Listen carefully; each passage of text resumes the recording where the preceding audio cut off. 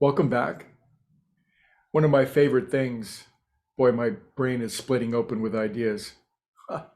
One of my favorite things oftentimes is to see the similarities in various great spiritual stories in various world scriptures. And when I see that, it they seem to be sort of like aha moments for me, and that when I can see the meaningful coincidence or synchronicity between great world stories and something uh, occurred to me that in the Bhagavad Gita, the great Indian Bible, uh, in chapter, I can't remember, is it chapter 10 or chapter 11, the one that mean yoga teachers made me read back in the day.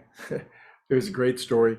It's a story of a charioteer named Arjun who's involved in a great battle, and um, his assistant on his charioteer just happens to be Krishna, Lord Krishna, sort of in hiding, as it were. But as Arjun begins to realize that the person assisting him on the chariot is nothing less than Krishna or God, um, he develops a great sense of reverence and appropriate awe.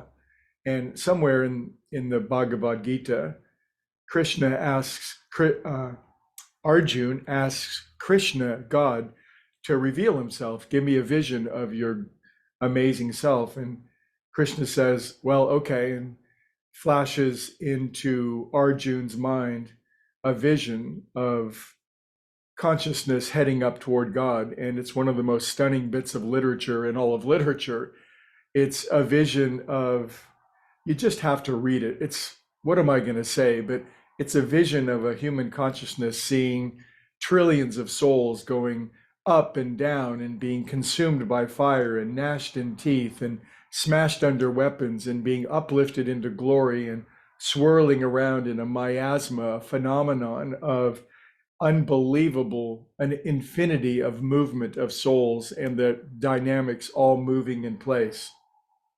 And finally, toward the end of that vision, Arjun just says, yo, God, enough. Please return me to my normal vision. I can't, I can't see this.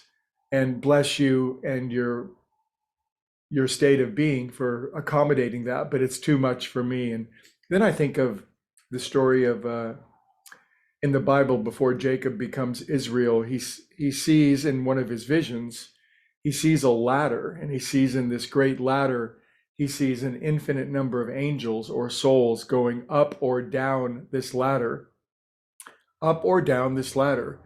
In Arjun's vision, he sees an almost infinite number of souls or angels moving up or down. Now, I'm going to use a rather gratuitous example.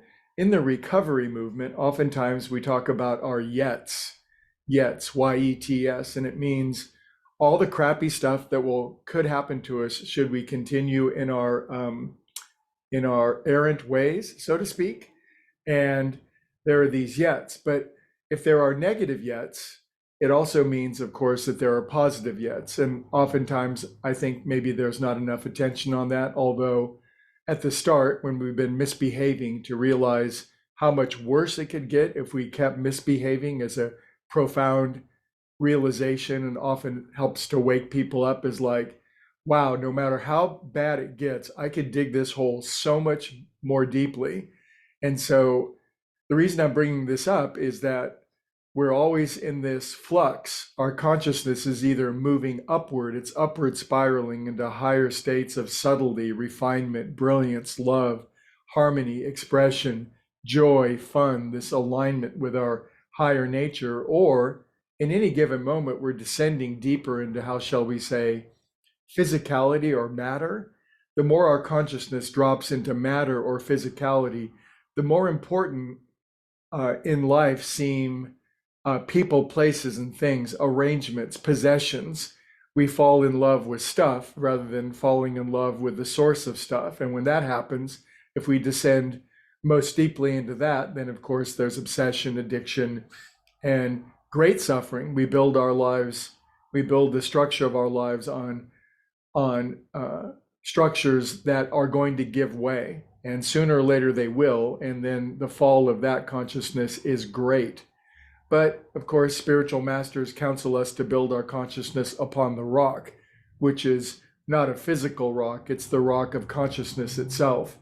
And it seems to me, in my estimation, you can tell me what you think, Earth is an amazing place where a lot of souls are going up the ladder and a lot of souls are going down the ladder.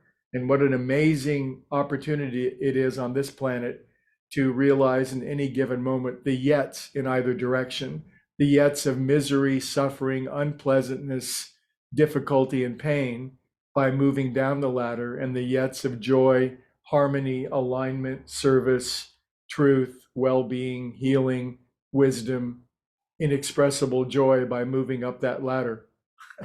So some people get up in the morning and they think about coffee, and some people think about these kinds of ideas. And you're my friends because you think of both. And I love you a lot, and we'll see you tomorrow.